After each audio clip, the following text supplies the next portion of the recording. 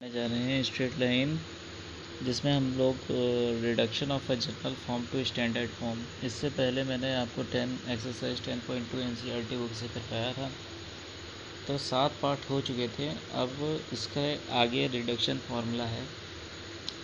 तो अभी तक आपने जितना भी स्लोप फॉर्म पढ़ा है, इंटरसेप्ट फॉर्म पढ़ा है और नॉर्मल फॉर्म पढ़ा है, तो इस जनरल फॉर्म को हम लोग इसी में तोड़ेंगे। इससे रिलेटेड क्वेश्चन आपके 100% पेपर में पूछे जाते हैं। और इससे एक रिलेटेड क्वेश्चन जो ये है, यहाँ पे आपको दिख रहा है कि a1x plus b1y plus c1 equals to 0।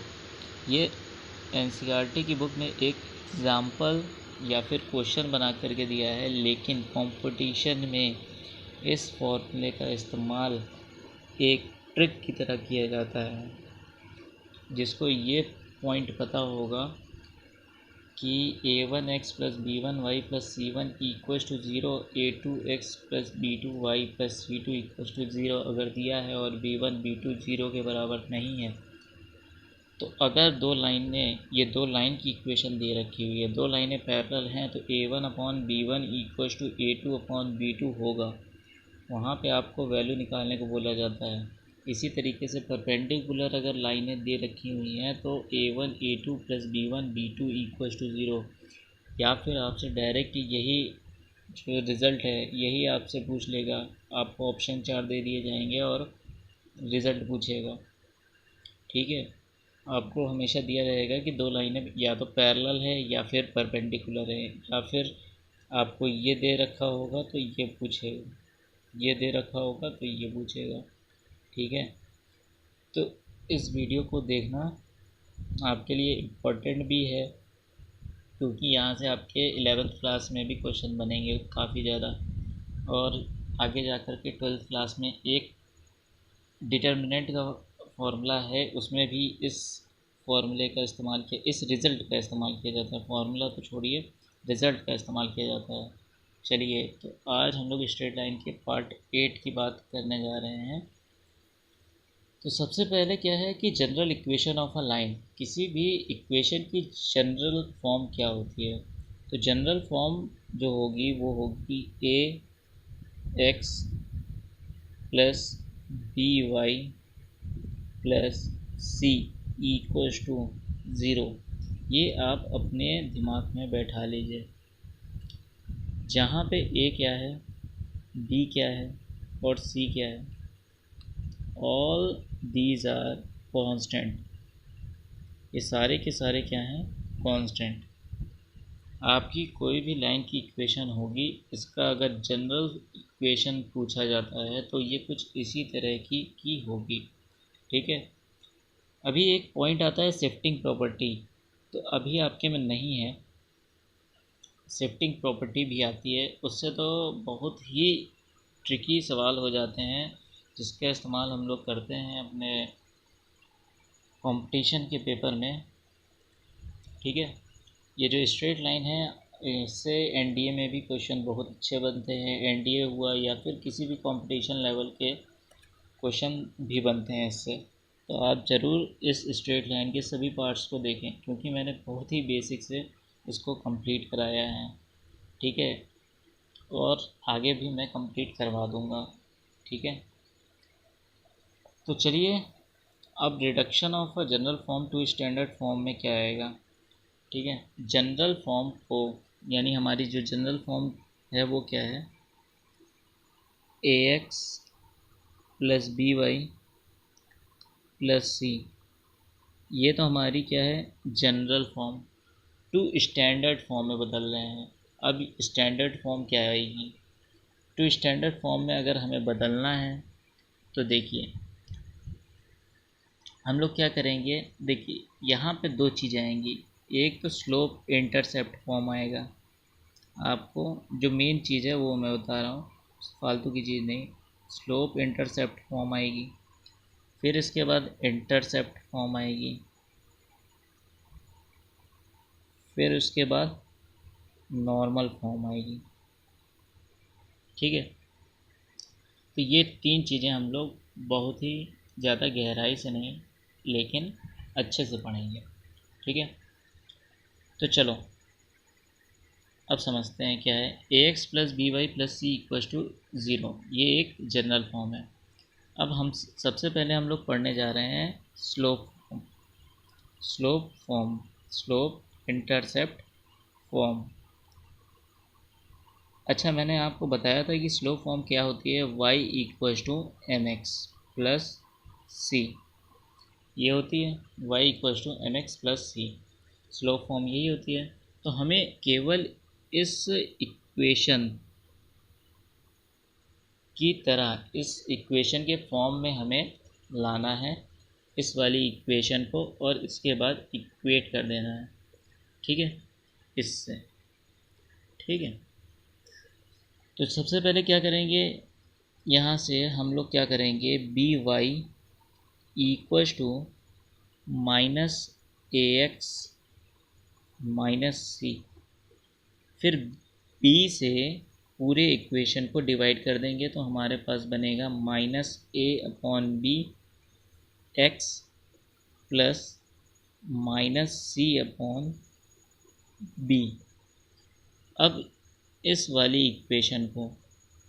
Equation से हम लोग क्या करेंगे, कंपेयर कर देंगे। जैसे ही कंपेयर करते हैं तो हमारे पास m की वैल्यू मिलेगी माइनस ए अपॉन बी और c की वैल्यू मिलेगी माइनस सी अपॉन बी।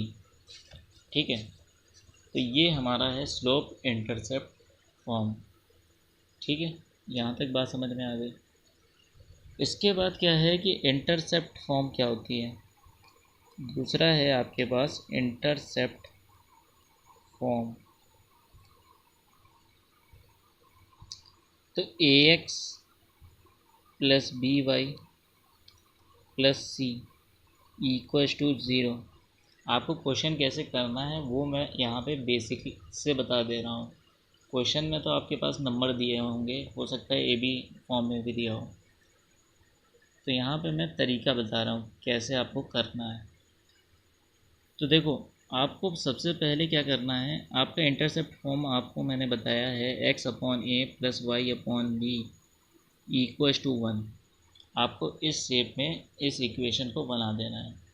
तो इस इक्वेशन को बनाने के लिए सबसे पहले तो हम लोग क्या करेंगे, ए एक्स प्लस बी वाई, इस सी को इस तरफ ले आएंगे, फिर माइनस सी से पूरी इक्वेशन में डिवाइड लगा देंगे। ठीक है, अब x अपॉन ए चाहिए हमें, x अपॉन ए चाहिए। ठीक है, तो क्या करेंगे, x upon minus c upon a plus y upon minus c upon b equals to one. ये वाली इक्वेशन और ये वाली इक्वेशन अब सेम बन गई। मतलब हमें क्या करना था, RHS में वन ले आना था। यहाँ पे कोई भी वैल्यू है, यहाँ पे हमें केवल वन लाना है, कहाँ पे, RHS में। ठीक है, और इस RHS में वन लाने के लिए हमने क्या किया, कांस्टेंट C से हमने डिवाइड कर दिया है। ठीक है, अब क्या करेंगे, इस वाले इक्वेशन से हम लोग कंपेयर कर देंगे। ठीक है, कंपेयर कर देंगे। जैसे ही कंपेयर करेंगे, ए की वैल्यू क्या आ जाएगी, माइनस सी अपॉन ए, और बी की वैल्यू क्या आ जाएगी, माइनस सी अपॉन पी। तो ये हमारा आंसर हो जाएगा। ठीक है, अगला जो है वो है हमारा नॉर्मल फॉर्म। ये वाला ज़रा ध्यान से समझना, नॉर्मल फॉर्म। नॉर्मल फॉर्म में क्या होता है, जैसे कि इक्वेशन आपके पास दे रखी हुई है, a x plus b y plus c equals to zero. ठीक है, तो अब हम लोग क्या करेंगे, यहाँ पे सबसे पहले इस सी को इस तरफ ले जाएंगे, a x plus b y equals to minus c, इतना आ गया। फिर हम लोग क्या करेंगे, कोफिशिएंट ऑफ एक्स का स्क्वायर यानी ए का स्क्वायर और कोफिशिएंट ऑफ वाई के स्क्वायर से और इसका अंडर रूट लेकर के पूरे इक्वेशन को डिवाइड कर देंगे।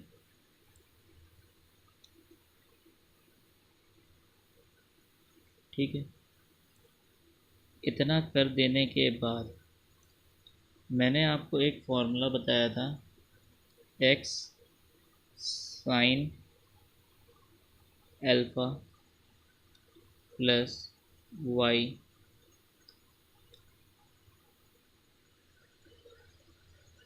X sine alpha plus y cos alpha equals to p. ये एक फॉर्मूला था, ठीक है, नॉर्मल फॉर्म का। इस फॉर्मूले से हमें कंपेयर कर देना है एक्स के कोफिशिएंट को, वाई के कोफिशिएंट और पी की वैल्यू। तो यहाँ से हमें देखने को मिल रहा है कि एक साइन अल्फ़ा की वैल्यू कितनी है, ए अपॉन अंडर रूट ए स्क्वायर प्लस बी स्क्वायर। इसी तरीके से कॉस अल्फ़ा की वैल्यू क्या आ जा रही है, बी अपॉन अंडर रूट ए स्क्वायर प्लस बी स्क्वायर। और यहाँ से पी की वैल्यू क्या आएगी, minus c upon under root ए स्क्वायर प्लस बी स्क्वायर। तो आपको ये सारे रिज़ल्ट यानी ये रिज़ल्ट और ये रिज़ल्ट अगर आपको याद है तो आप कंपटीशन में जब बैठते हो तो डायरेक्ट आप रिज़ल्ट के इस्तेमाल से ही कोई भी इक्वेशन को सॉल्व कर सकते हो इन जस्ट अ सेकेंड। ठीक है, इसी को हम लोग कहते हैं ट्रिक। ठीक है, कंपटीशन भाषा में हम लोग ट्रिक कहते हैं इसको। चलिए इस फॉर्मूले को जो हम लोग ने समझा है किस तरीके से यूज़ करेंगे, इनको क्वेश्चन लगा करके समझ लेते हैं। जैसे कि इक्वेशन ऑफ अ लाइन दे रखी हुई है 3x minus 4y plus 10 equals to 0, ये दे रखी हुई है। और इसमें बोला है find its slope and x and y intercept. तो आप दो तरीके से इसको कर सकते हो, लेकिन स्लोप अगर निकालनी है तो आप स्लोप मेथड अपनाओगे। तो इसको करने के लिए स्लोप क्या हो जाएगा, 4y equals to 3x plus 10। बोलो, इस 4y को हम लोग 0 की तरफ ले जाएंगे। y equals to 3/4 x plus 10/4, 2 5 ज़ा 10, 2 2 ज़ा 4। अब y equals to mx plus c से कंपेयर कर दो, तो m की वैल्यू क्या आ गई, इसी को तो स्लोप कहते हो, तो 3/4। और c की वैल्यू क्या आ गई, 5/2। ये होता है y इंटरसेप्ट। अब दूसरा चीज़ क्या है, इसको मैं अगर x इंटरसेप्ट निकालना है तो इसके लिए तो हमें इंटरसेप्ट फार्मूला इस्तेमाल करना पड़ेगा। और इंटरसेप्ट फार्मूले में क्या होता है, 3x minus 4y equals to -10। और अभी मैंने बताया था कि RHS में क्या होना चाहिए, 1। तो -10 से हम लोग क्या करेंगे, मल्टीप्लाई 1 अपॉन -10 से, या फिर डिवाइड बोल दो, -10 से डिवाइड कर दो। ठीक है, तो x की वैल्यू क्या, x upon a plus y upon b equals to 1 से आप कंपेयर कर दो। ठीक है, तो a की वैल्यू क्या हो जाएगी, a क्या है, x इंटरसेप्ट, और y क्या है, वो y बता रहा हूँ, b क्या है, b y इंटरसेप्ट। ठीक है, तो यहाँ से क्या हो जाएगा, a की वैल्यू हो जाएगी 10 -10/3, और इसी तरीके से b की वैल्यू हो जाएगी -10 अपॉन -4, माइनस माइनस कट जाएगा 5/2। देखो यहाँ से भी, ये भी तो y इंटरसेप्ट था और यहाँ से भी हमें 5/2 ही मिलता है। ठीक है, बस ज़रूरत कहाँ पे थी, आप चाहते तो यहाँ से भी y इंटरसेप्ट निकाल लेते, लेकिन ज़रूरत क्या थी कि x इंटरसेप्ट कैसे आता है। ठीक है, तो एक्स इंटरसेप्ट इस तरीके से आएगा। ठीक, ओके। अब इसमें आपसे हो सकता है नॉर्मल फॉर्म में भी रिडक्शन पूछ ले, ठीक है। तो उसको करने का भी तरीका हम लोग सीखेंगे, लेकिन थोड़ी देर में, क्योंकि अगले वीडियो में मैं आपको एक्सरसाइज से पहले दो चीज़ें, डिस्टेंस फार्मूला निकालना बताऊंगा, ठीक है। पॉइंट कहीं पर भी होगा, जैसे कि मान लीजिए कि ये एक स्ट्रेट लाइन है और यहाँ कहीं पर भी एक पॉइंट है, इस पॉइंट की इस स्ट्रेट लाइन से डिस्टेंस कैसे निकाली जाती है वो चीज़ बताएंगे, बहुत ज़्यादा इम्पोर्टेंट है। इसी तरीके से दो लाइन हैं, इनके बीच का जो डिस्टेंस है वो कैसे निकाला जाता है उसको हम लोग पढ़ेंगे, ठीक है। देखिए, सबसे इम्पोर्टेंट रिज़ल्ट जो हमें निकालना है वो है इस वाले क्वेश्चन से, a1x plus b1y plus c1 equals to zero, a2x plus b2y plus c2 equals to zero. जहाँ पे b1 और b2 ज़ीरो के बराबर नहीं है, ठीक है। तो अब इसको करेंगे कैसे, ज़रा समझना। ये जो a1x है प्लस b1y है plus c1 equals to zero आपको दिख रहा है क्या? मैं इसको अभी इसी लाइन की इक्वेशन को हम लोग समझ रहे थे ना, तो m की वैल्यू क्या आई थी, ज़रा फिर से आप देख सकते हो पीछे मुड़ करके क्या आई थी। अगर आपको पता होगा तो यहाँ से हम लोग डायरेक्ट निकाल लेंगे, नहीं तो फिर आप इसको सॉल्व करते रह जाओगे। तो यहाँ से अगर मैं डायरेक्ट निकालूँ m की वैल्यू, तो मैं बोल सकता हूँ कि ये होगी माइनस a1 अपॉन b1, ठीक है।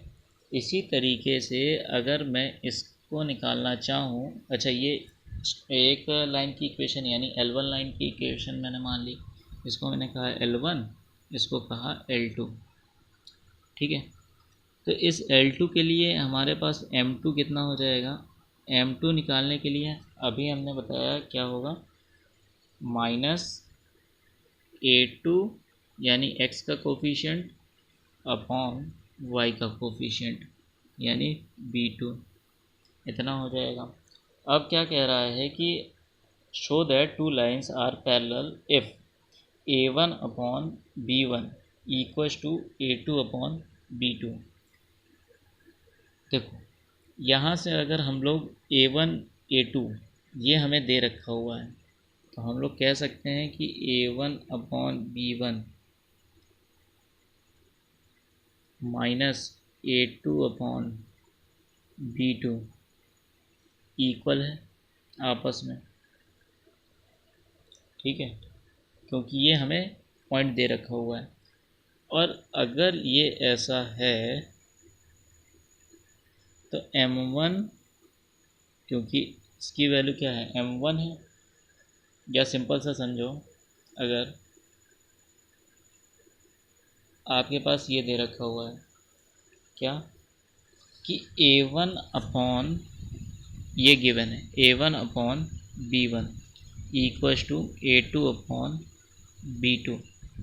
अब हमने क्या किया, दोनों तरफ माइनस से मल्टीप्लाई कर दिया, ठीक है। अब इस a1 upon minus a1 upon b1 की वैल्यू कितनी है m1, और इसी तरीके से माइनस a2 अपॉन b2 की वैल्यू कितनी है m2। यानी दो स्लोप आपस में क्या हो गए, बराबर हो गए। और ये कब होगा, जब टू लाइंस आर पैरेलल, क्या होनी चाहिए, दो लाइन पैरेलल होंगी तभी तो इनकी स्लोप आपस में बराबर होंगे। ये कॉन्सेप्ट आपको 10th क्लास में बताया गया होगा, ठीक है। तो इसका इस्तेमाल बहुत जगह पे किया जाता है, बात समझ में आई आप लोग को। चलिए नेक्स्ट चीज़ क्या बोली गई है, अब फिर से समझिएगा। यहाँ पे अगर हमने कहा कि m1 की वैल्यू हमारे पास -a1/b1 है, m2 की वैल्यू हमारे पास -a2/b2 है, और हमें दिया हुआ है कि कंडीशन क्या होनी चाहिए, a1 a2 plus b1 b2 equals to 0, ऐसा होना चाहिए। तो भाई हम इसको इस तरीके से लिख सकते हैं, a1 a2 equals to -b1 b2, ये मैं लिख सकता हूँ, बताओ लिख सकता हूँ। अब यहाँ से देखना, a1/a2 इंटू a2/b2, मैं इतना भी लिख सकता हूँ, और ये हो जाएगा -1, हो जाएगा कि नहीं हो जाएगा। अब इस वैल्यू को मैं लिख सकता हूँ कि नहीं, m कितना लिख सकता हूँ, आप ज़रा बताना। अगर मैंने मान लो, अब आप बोलोगे कि ये तो बड़ा गड़बड़ हो गया, इसकी वैल्यू को मैं क्या लिख सकता हूँ, ये जो है इसकी वैल्यू को यहाँ पे मैं लिख सकता हूँ -m1, लिख सकता हूँ कि नहीं लिख सकता हूँ। इसी तरीके से इसकी वैल्यू को मैं लिख सकता हूँ -m2, और ये जो माइनस है, इस माइनस को मल्टीप्लाई में होने के कारण प्लस बना देगा। तो m1 m2 की वैल्यू क्या आ गई, -1। और ये तभी संभव है कि किन्हीं भी दो लाइन की स्लोप का आपस में मल्टीपल अगर -1 आता है, ये तभी संभव है जब दो लाइनें आपस में क्या हो, परपेंडिकुलर हो, क्या हो, परपेंडिकुलर हो। ये नोटेशन है भाई, इसको हमने बनाया है, जो ये नोटेशन है परपेंडिकुलर का, शॉर्ट फॉर्म जिसे कहते, ठीक है। तो यहाँ तक बात समझ में आई कि नहीं आई। देखो बहुत ही ज़्यादा इम्पोर्टेंट ये एक रिज़ल्ट है। एक चीज़ आपको मैं बता दूँ, जो कि मैंने हाई स्कूल में भी बताया था, कोलिनियर पॉइंट क्या होते हैं, ठीक है। यहाँ पे भी एक सवाल पूछा ही जाता है, कोलिनियर, ठीक है। कोलिनियर पॉइंट क्या होते हैं, अगर मान लीजिए x1, y1, x2, y2, x3, y3, आपके पास ये 3 पॉइंट हैं, तो आप इनका स्लोप निकालो तो कितना आएगा, m1 इक्वल्स टू कितना आ जाएगा, y2 minus y1 upon x2 minus x1। इसी तरीके से आप इसका और इसका स्लोप निकालो तो m2 बराबर कितना हो जाएगा, y3 minus y2 upon x3 minus x2। इसी तरीके से आप m3 की वैल्यू इनसे निकाल लो तो कितना हो जाएगा, y1 minus y3 upon x1 minus x3, ठीक है। और यदि इन तीनों स्लोप की value m1 equals to m2 equals to m3 हो जाए, ठीक है, तो हम लोग कहेंगे कि ये आपस में तीनों पॉइंट कोलिनियर हैं, ठीक है। या फिर एक और तरीका होता है कोलिनियर दिखाने का, वो क्या है कि देखो, अगर हमारे पास दिया हो x1 y1, x2 y2, x3 y3, ये पॉइंट दे रखे हुए हैं हमारे पास, आप मान लो, ठीक है। तो हम लोग क्या करेंगे, इसका स्लोप निकालेंगे, इस वाली लाइन का, ठीक है। स्लोप मान लीजिए m equals to y2 minus y1 आ गया अपॉन x2 माइनस x1 आ गया। अब इससे हम लोग एक लाइन की इक्वेशन बनाएंगे, y minus y1 equals to m x minus x one. ठीक है, m की वैल्यू जहाँ पे क्या है, m की वैल्यू जहाँ पे ये है। ठीक, अब क्या करेंगे, अगर हमारे पास x3 y3 इसी लाइन पर सिचुएटेड होगा, ठीक है, अगर x3 y3 x1 y1 x2 y2 ये तीनों कोलीनियर होंगे तो हमने इन दोनों से तो एक लाइन की इक्वेशन बना ली, और x3 y3 भी अगर इसी लाइन पर हो तो हम लोग कहेंगे कि तीनों के तीनों पॉइंट आपस में क्या है, कोलीनियर। मैं कहने का मतलब ये है कि आप सबसे पहले किन्हीं भी दो पॉइंट से स्लोप निकालो और उन दो पॉइंटों से मिला करके एक लाइन की इक्वेशन बनाओ। बची हुई जो तीसरी पॉइंट होंगी उसको आप उस लाइन की इक्वेशन से सेटिस्फाई करवाओ। अगर वो वैल्यू हमें 0 मिल जाती है या फिर LHS RHS के बराबर हो जाता है तो हम लोग कहेंगे कि तीनों पॉइंट आपस में क्या है, कोलीनियर है। ठीक है, बात समझ में आई यहाँ तक? मतलब अब हम लोग क्या करेंगे, x3 y3 से इस इक्वेशन को सेटिस्फाई कर पा देंगे। तो y की वैल्यू क्या हो जाएगी, y3 minus y1 equals to m जो है सो है x3 माइनस x1।